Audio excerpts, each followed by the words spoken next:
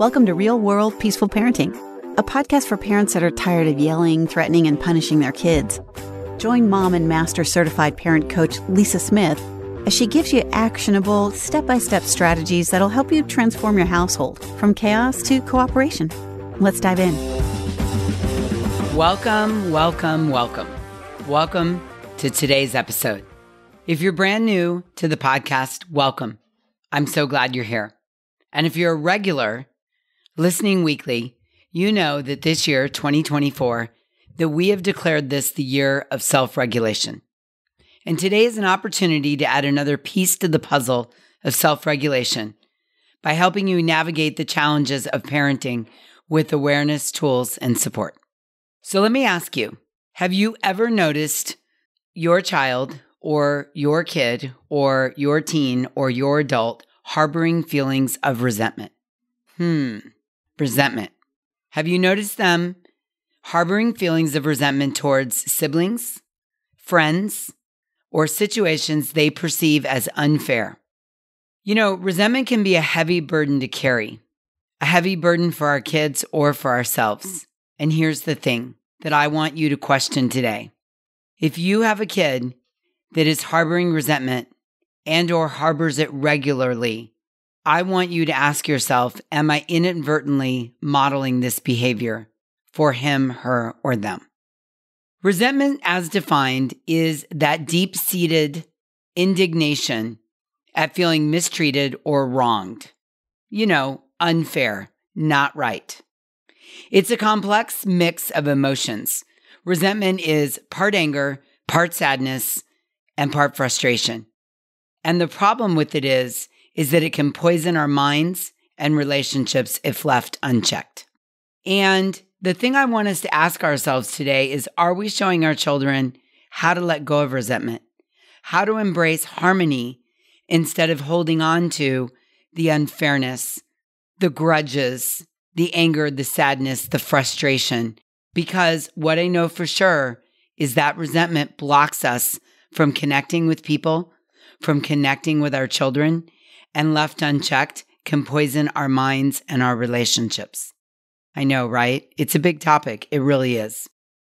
Now, to better understand the complexities of resentment and its impact, let's dive into a couple real-life scenarios. So first, I'm going to tell you about Alex and then Emily, two young kids, two individuals navigating the turbulent waters of adolescence and young adulthood, each grappling with their own experiences of feeling mistreated, wronged, and unfair. These stories offer poignant insights into the emotional landscape of resentment and the profound effects it can have on individuals at different stages of life. Let's say there's a 13-year-old named Alex who has a close friend named Sam. Alex and Sam have been best friends since kindergarten and have always done everything together. However, as they've gotten older, Sam begins spending more time with a new group of friends that he's met in middle school, often excluding Alex from their activities. Now, at first, Alex tries to brush it off, but over time, he begins to feel left out and lonely, and he doesn't know how to articulate those feelings. He sees Sam having fun with his new friends on social media and hear all about the exciting things they do together.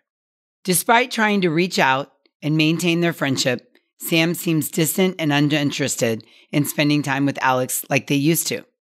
As a result, Alex starts to feel resentful towards Sam and his new friends. Alex feels hurt and betrayed and wondering why Sam would abandon the friendship for others.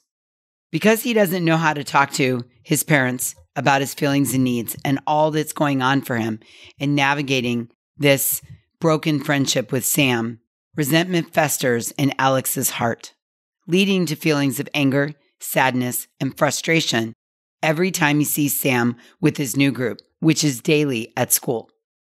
Despite his efforts to move past it, Alex can't shake the feeling of being wronged by his once close friend and being mistreated. It seems unfair to him. This resentment begins to affect Alex's self-esteem and overall happiness, making it a challenge for him to remain regulated after school and on the weekends. In this example, Alex's resentment stems from feeling excluded and replaced by Sam, highlighting how even children and teens can experience complex emotions like resentment in their relationships. So my question is, have you ever noticed your child harboring feelings of resentment? Whether it's towards siblings, friends, or situations they perceive as unfair, being left out, being excluded, not being heard, not being understood, resentment can be a very heavy burden to carry for any of us at any age. And as parents, I know we often find it frustrating and difficult to manage, accept, and parent resentment when it shows up on the scene, right? Many of us have no idea what to do with it. Let's look at another example. Meet Emily, an 18-year-old high school graduate with big dreams and aspirations. Growing up, Emily faced numerous challenges, including financial instability, family conflicts, and academic pressure. Now, despite these obstacles, Emily remained resilient and determined to create a better future for herself. She was focused and tenacious. However, as Emily looks around at her peers in high school, she can't help but feel a twinge of resentment. While others seem to have supportive families, financial stability, and opportunities handed to them, Emily feels like she's been dealt an unfair hand in life. She resents the fact that she's had to work multiple part-time jobs through high school to help support her family financially, while her classmates enjoyed carefree teenage years. She resents the pressure to succeed academically, knowing that a single mistake could jeopardize her chances of escaping her challenging circumstance. Emily also resents the lack of guidance and support she's received from adults in her life, feeling like she's had to navigate the complexities of growing into adulthood completely on her own. While her friends talk excitedly about their plans for college and beyond, Emily worries about how she'll afford tuition and whether she'll be able to break free from the cycle of poverty that has plagued her family for generations. Despite her resilience and determination, Emily can't shake the feeling of bitterness and resentment towards her circumstances. She longs for a life free from struggle and hardship, where she can pursue her passions and dreams without constantly worrying about money, stability, and support.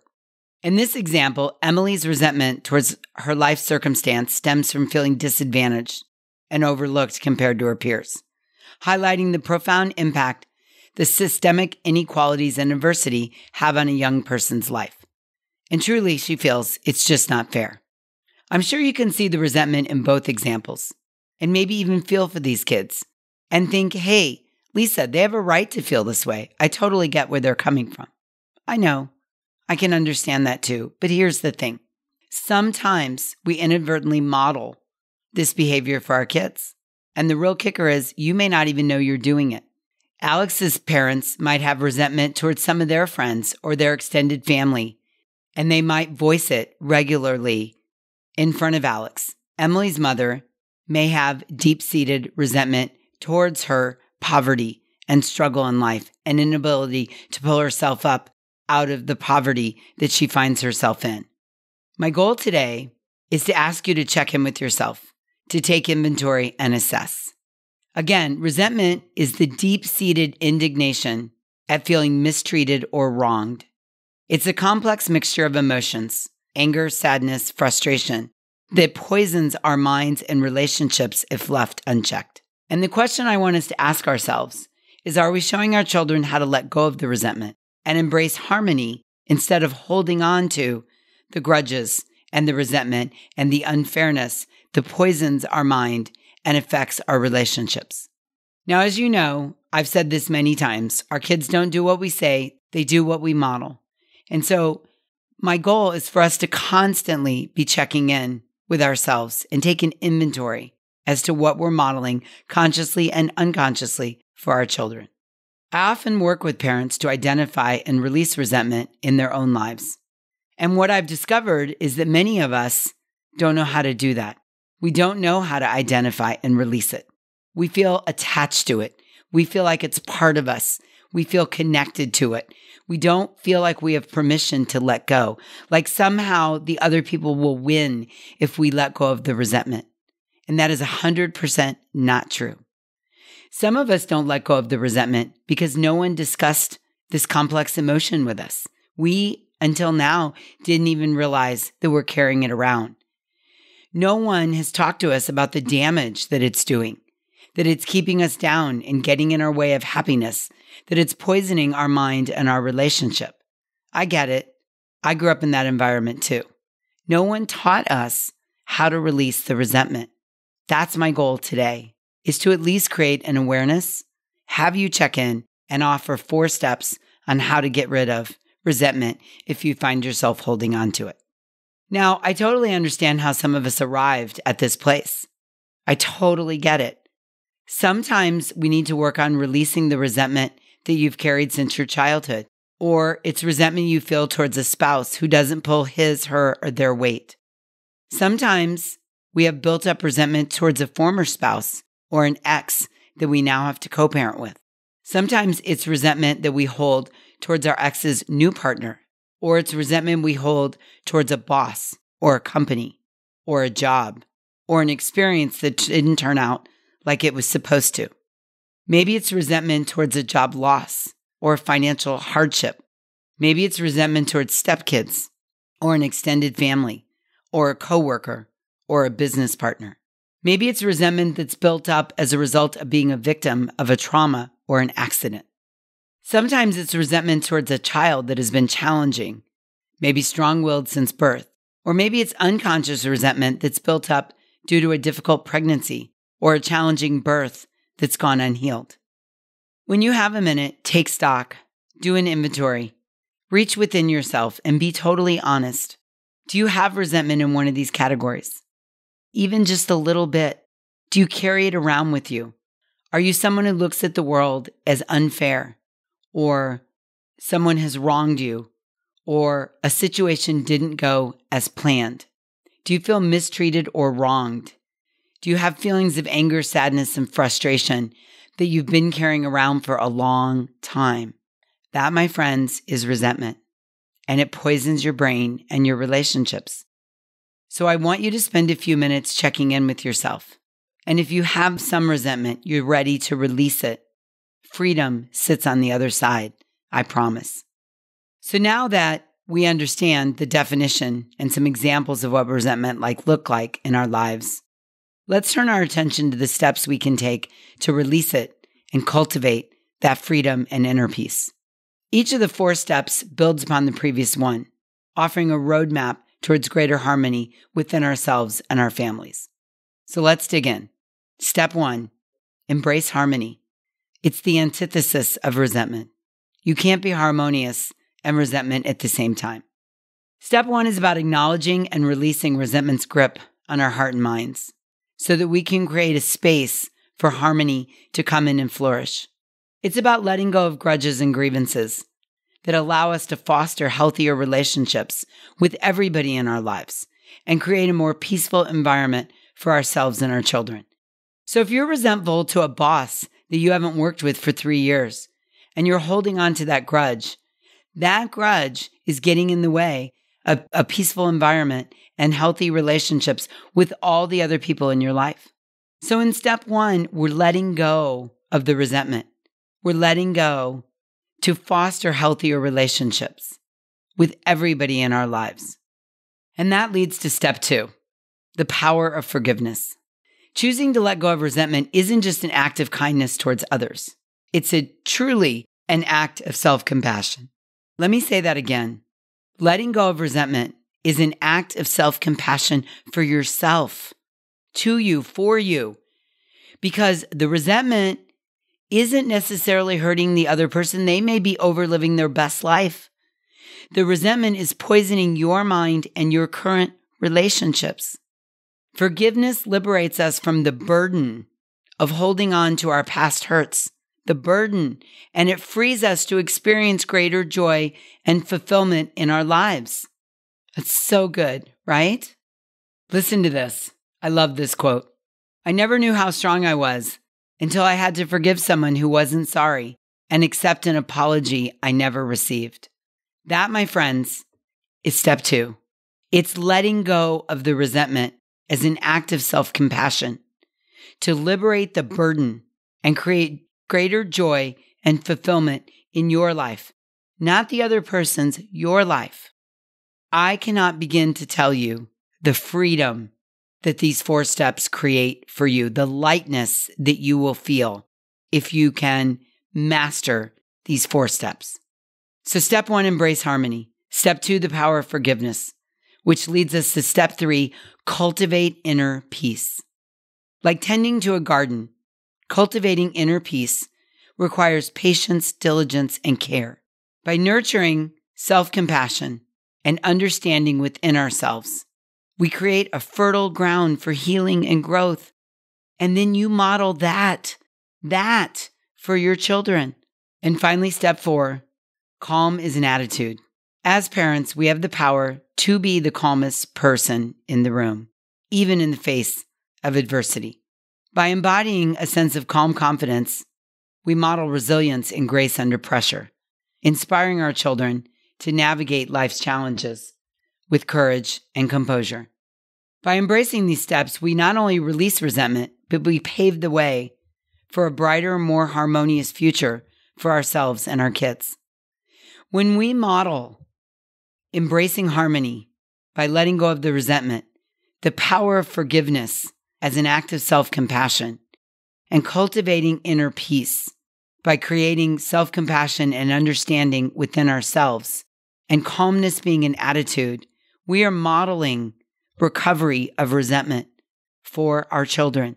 Remember, our kids don't do what we say, they do what we do.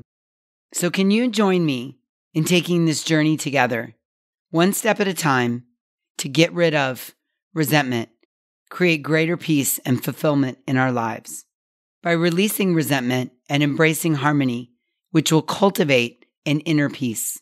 Our children are watching, and they'll learn from the peaceful example we set. Yes? Yes. So as we come to the end of today's episode, let's reflect on the transformative power of releasing resentment and cultivating inner peace in our lives and modeling that for our kids. By embracing the steps we've discussed, from acknowledging and releasing resentment to fostering forgiveness, inner peace, and calm resilience, we set a powerful example for our children. And remember, our kids don't do what we say, they follow the patterns we model. So I beg you to be intentional with your actions. Show your kids how to navigate life's challenges with compassion, grace, and resilience, not resentment. By letting go of resentment, we not only free ourselves from the weight of past hurts, but we also open the door to deeper connections, greater joy, and unbreakable bonds with our kids. And I'll tell you, I want that for myself, and I want that for you. So good, right? Okay, thank you for joining me today. Thank you for being open to understanding resentment on a deeper level. I want to encourage you to take these insights and tools with you and apply them in your daily life as you strive to release resentment and create harmony within your home. Until next time, I'm wishing you peaceful parenting. Thank you so much for listening today. I want to personally invite you to head over to thepeacefulparent.com/welcome and sign up for my free Peaceful Parenting mini course. You'll find everything you need to get started on the path to peaceful parenting just waiting for you over there at www.thepeacefulparent.com/welcome. Can't wait for you to get started. Thanks for listening to Real World Peaceful Parenting. If you want more info on how you can transform your parenting, visit thepeacefulparent.com. See you soon.